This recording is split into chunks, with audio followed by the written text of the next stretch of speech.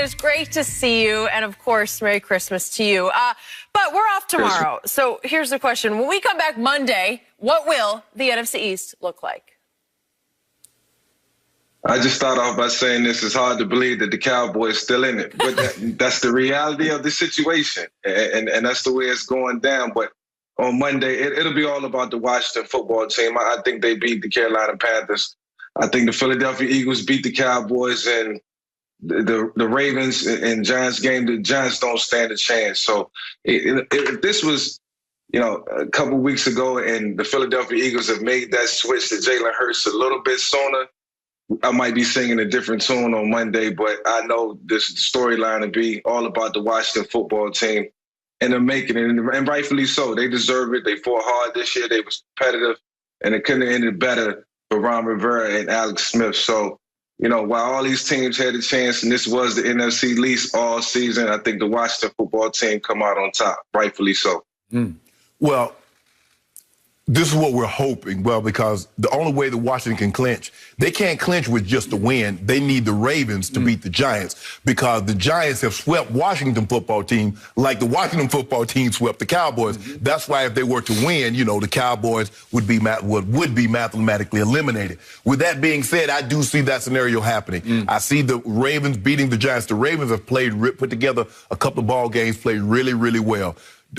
Lamar starting to round back into shape, starting to look like the MVP of last year.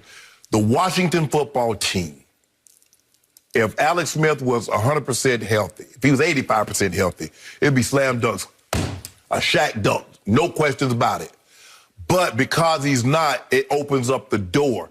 And the greater the chance of Dwayne Haskins has to play, the greater the probability that the Washington football team would lose. But I'm counting on Alex Smith not only starting the game, but finishing the game. And if he does that, I believe they win. Because the one thing we know about him, Skip, he's really careful with the football. He ain't putting the ball in harm's way. That's how he got the name Check Down Alex. And that's why Andy Reid ultimately, or Mike, this, moved on to Patrick Mahomes, because in order to have the talent that he had, he needed to push the ball down the field to maximize that talent.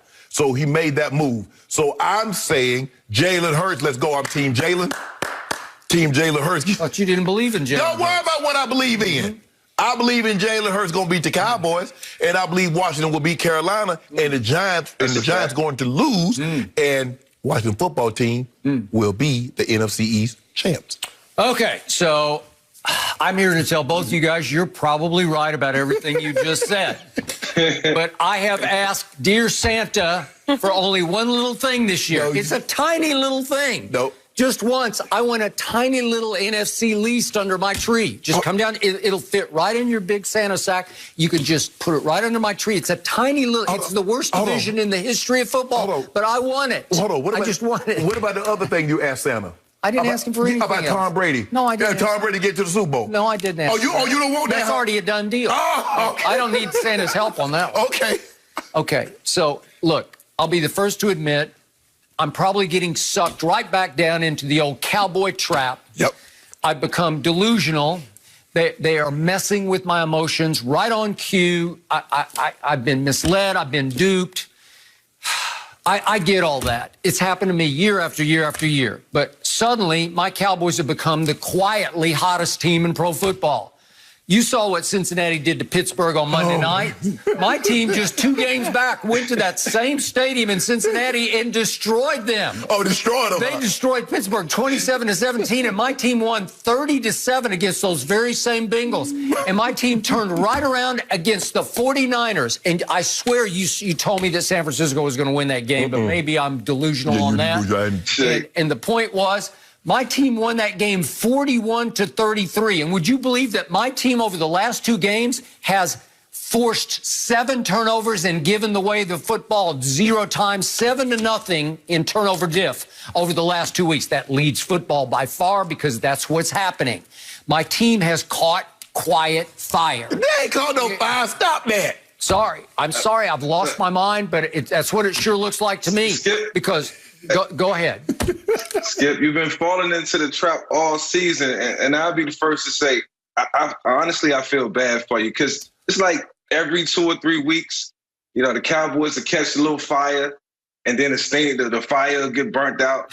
It'll go out, And it's like, you know, I be coming on the show thinking that we're going to talk positive about the Cowboys, and then they let us down. And then I see your reactions and your emotions, and you all in, and then it's a big letdown. And it's been an emotional roller coaster for you all year. And Monday, it is still a fate.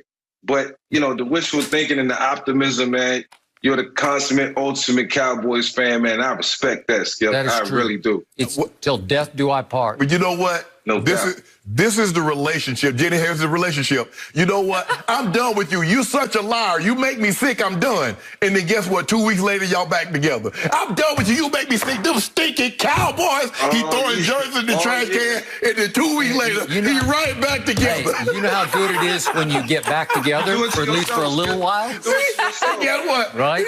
At the end of the day, Skip, you should know this by now. There's a reason why you keep saying I'm done with them stinking Cowboys. But you can't help yourself.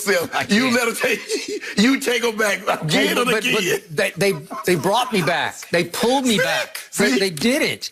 And here's the problem. You want to talk about mixed emotions? Who's the biggest Jalen Hurts fan on the planet? I called it before it happened. Yes. He's going to outplay Carson Wentz. He's going to be the long-term answer in Philadelphia. And here he comes. The last time he was at Jerry World was last year against Baylor in the Big 12 championship game, and he played great in that game. Had threw for almost 300. I don't doubt he's going to have a big game Sunday, late afternoon at Jerry World. My team's just too hot. So I'm praying for Jalen to play well and my team to play a little better. I got 30-27 Cowboys, and I got a quarterback controversy going on in Washington right now, and you keep disqualifying. Yeah, we got issues. We got issues with Alex Smith's health, and you obviously got all kinds of psychological, emotional leadership issues with Dwayne Haskins. Yeah. Okay? Well, damned if you do, damned if you don't. What are you going to do? Well, you're going to have trouble. I bet you'll have trouble scoring against Carolina. Yeah, I'm sure they will there because they have trouble scoring against everybody except the Cowboys. But anyway, you got issues also. Your defense is dead last against the rush. That's from way back when, not late. What you mean just way back when? They held 49ers to 150 yards. That's better than 300. We're coming alive. The Dallas defense still giving up 30 a game. Yes. Game. I can't overlook that, Skip. I'm sorry, man. Okay, but my offense just scored 30 and 41 in consecutive games. Who knew? Well, Jalen Hurts be getting a lot of points, so I got Jalen Hurts scoring about 38 on y'all. Really? Yep. They're not beating my Eagles. 38. What do you got the score then? 38 to what, Shannon? Nah, I'm going to say. Oh, yeah. Hold on. Just a second. Give me a second. And now he's backing off. Eagles 34, Cowboys 26. 26, so that's 8 points. 8. Will you give me 8 for a case? Nope. Why not? Nope. Because you're afraid of my team. Straight up. Because you know, straight up. Hold on. I'll Y'all take 8. favored. I'll take 8. Skip, you favored. No, we're not. We're underdogs. We're 2.5-point dogs at home. Dude. I'll take 8. Dude. I'll take 6. Nope.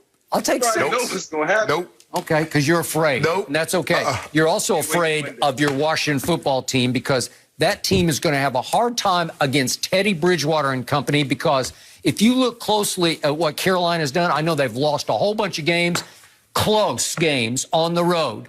33-31 at Kansas City. To Drew Brees, 27-24.